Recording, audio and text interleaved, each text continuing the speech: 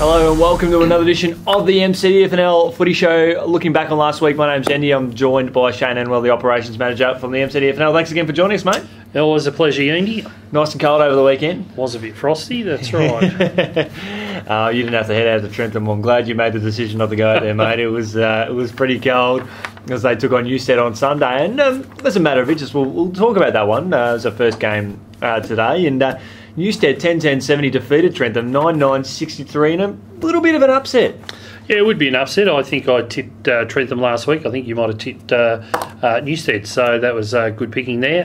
Terrific win by Newstead, the sort of games that they need to win against top sides, and they show that they can do it. I know the coach, Dylan Burke, was just over the moon about it, and it was a great result for the club. Yeah, certainly a great result for the club. And watching both sides, you wouldn't have gathered that there'd been a little bit of space between them on the ladder, because Newstead really come to play, and the coach said at three-quarter time that he was excited for the opportunity for the boys to just have a crack, and then and even better, they were in a winning position at three-quarter time as well, which is great for them. Yeah, look, it is. It was good, as you said, they were leading and they were able to keep going with it, and I think surprised Trentham a little bit with the result.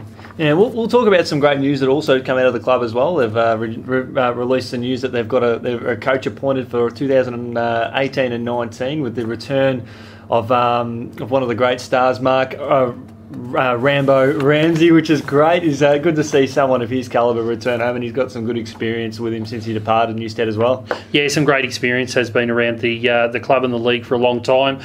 It's terrific for Newstead to be able to appoint a coach so early. Dylan had indicated he was doing it just for the year, and the club went about looking for a coach, and to have him locked away for 2018 at this early stage of the season really sets up some great planning for the club for next year. And he's had some good experience in the Castlemaine over in the Bendigo Football Netball League too. I think he had a bit of a coaching role over there, and he showed some good form when the opportunities were there. So great news for Newstead all round, and also that win sort of keeps their finals hopes alive too, which is very exciting. Yeah, it does. They're just outside the 8 on percentage. I think they're probably one of the last clubs. It's probably down to about 9 now who are going to vie for those positions in the 8. They're outside on percentage, so a tough one coming up this week, but this will show where Newstead's at. Yeah, this shows they can beat anyone on any given day. As we look at another game, Carisbrook 21-21, 147 defeating Avoca 9-2-56.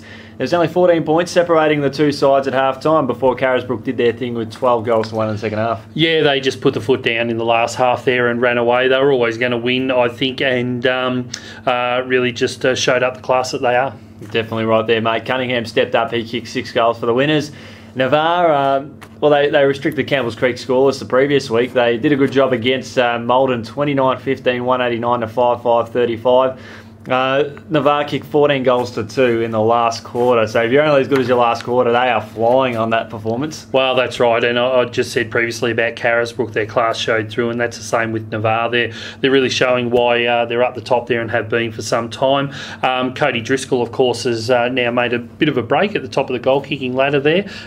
So he's just going about the business there. But a good win for Navarre over Maldon. Definitely right there, and they seem to be scoring quite heavily in recent weeks as they've done, and it will come down in percentage between the top 3 who get the top spot, and obviously second and third will play off in the final, so whoever gets that top spot will be the play probably hardcore to Trentham at this stage, so they're doing all the right things at this stage for them. And Campbell's Creek, what a comeback. They've come back from the dead where they scored nothing the previous week against Navarre. They've come out and scored 18-11, 1-19 to Denali, 9-11-65. What a comeback win for them. Yeah, and they really did what they had to do after last week's scoreless game. They had to come out and have a good game. Denali were in it for a bit of the game and certainly kept them honest, but I think, they were always going to beat Denali and always should have beat Denali and did what they had to do, really. Well, Denali did lead by 7 points at quarter time. Campbell's Creek 14 goals to 4 after that point. Stubbings kicked 5 for the winners. Fraser kicked 3 goals for the Eagles. So well done Campbell's Creek to bounce back from going scoreless one week to kick 18 goals the next. Another big game. Royal Park 9-14-68 defeated Talbot 9-9-63. A good tight contest between these two sides. Yeah, it was, and it was a good game. Talbot probably think one that might have slipped from them.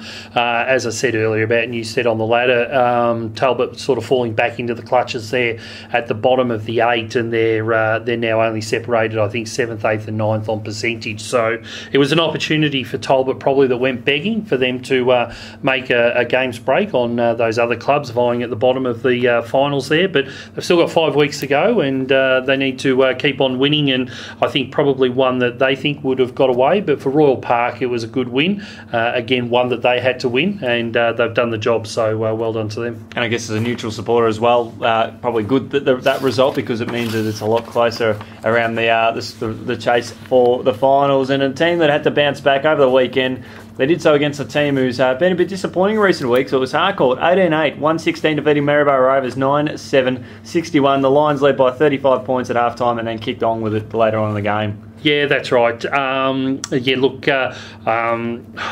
I think Harcourt were always going to beat Rovers. Probably not a lot to add there in the game. Harcourt got the win that they had to win, and Rovers will try and bounce back next week. Yeah, they should. Fingers crossed. The Lions had a good spread of goal kickers as well, with 9 players jumping on the score sheet. Thanks so much for joining us, mate, as we look back at the past round of the MCDFNL Footy, and we'll catch up with you later on in the week. Yeah, just before we go, Natty Bialaba, of course, had the win over Lexington. Yes, I nearly forgot about that one there. They did a nice job there. Good pick up there. 18-9, 117 to 3-2-20. Apologies there, and they had a good performance there, the Mighty Swans. Yeah, they did. Another strong win for them while they're at the top of the ladder. Poor old Lexington didn't have much luck there on the weekend, only kicking the 3 goals, but Natty Bialaba too classy and got the points in the end. Sensational. That game was set up in the third term. It was 9 goals to 1 at half time, but they kicked 6 goals to 1 in the third to blow that game apart. The Mighty Swans. Paris kicked 6 goals. Ball the winners there, so well done, Swannies. Nearly forgot you there, but look, you're just a good mob, and Paul Lexington will live to fight another day. We'll do a bit of a take 2 and saying thanks so much for joining us again, mate, and we'll look forward to catching up with you later on the week. No worries, a pleasure.